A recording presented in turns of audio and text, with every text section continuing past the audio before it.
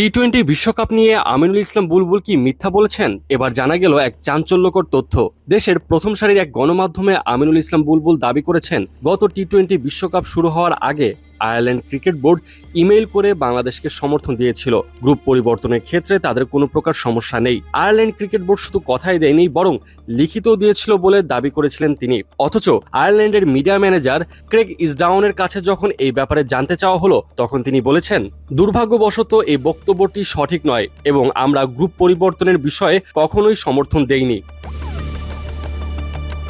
অর্থাৎ আয়ারল্যান্ডের তরফ থেকে পরিষ্কার জানিয়ে দেওয়া হয়েছে যে বিশ্বকাপের আগে বাংলাদেশের সাথে গ্রুপ পরিবর্তন নিয়ে কোনো প্রকার আগ্রহ দেখায়নি তারা। অথচ আমিনুল ইসলাম বুলবুল তার ইন্টারভিউতে স্পষ্টভাবে উল্লেখ করেছেন যে আয়ারল্যান্ড লিখিতভাবে সমর্থন জানিয়েছিল। এখন প্রশ্ন উঠেছে, কে সত্য বলছে আর কে মিথ্যা? এই নিয়ে ভক্তরা দ্বিধা দ্বন্দ্বে রয়েছেন।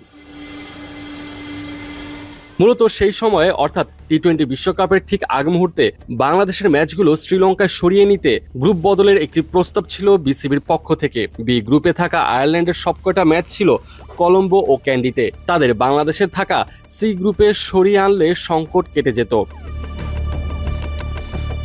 আমিনুলের দাবি ছিল, বিসিবির এমন প্রস্তাবে আয়ারল্যান্ড ক্রিকেট বোর্ড রাজি হয়েছিল। তিনি ইন্টারভিউতে বলেছিলেন, মজার ব্যাপার হলো আইসিসিকে যখন লিখলাম তখন আয়ারল্যান্ড ক্রিকেট বোর্ড ইমেল দিয়েছিল যে তারা আমাদের সমর্থন দিতে তৈরি, গ্রুপ বদলাতে সমস্যা নেই। তারা আমাদের শুধু কথাই দেয়নি, লিখিতও দিয়েছে।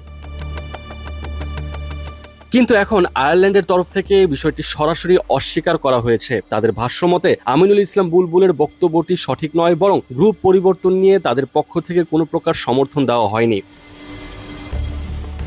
বলে রাখা ভালো, এই বিতর্ক বহু আগেই শেষ হয়ে গিয়েছিল, কিন্তু আমিনুল ইসলাম বুলবুল বিসিবির সভাপতি পদ হারানোর পর বিষয়টি নতুন করে সামনে এসেছে। সে সময় বাংলাদেশ কেন বিশ্বকাপ খেলতে পারেনি এবং সেই ব্যর্থতায় আমিনুলের দায় কতটুকু তা নিয়ে প্রশ্ন উঠেছে। নিজের অবস্থান পরিষ্কার করতে তিনি প্রথম আলোতে দেওয়া সাক্ষাৎকারে আয়ারল্যান্ডের প্রসঙ্গটি আনলে আয়ারল্যান্ডের মিডিয়া ম্যানেজার সেটিকে ভিত্তিহীন বলে দাবি করেন।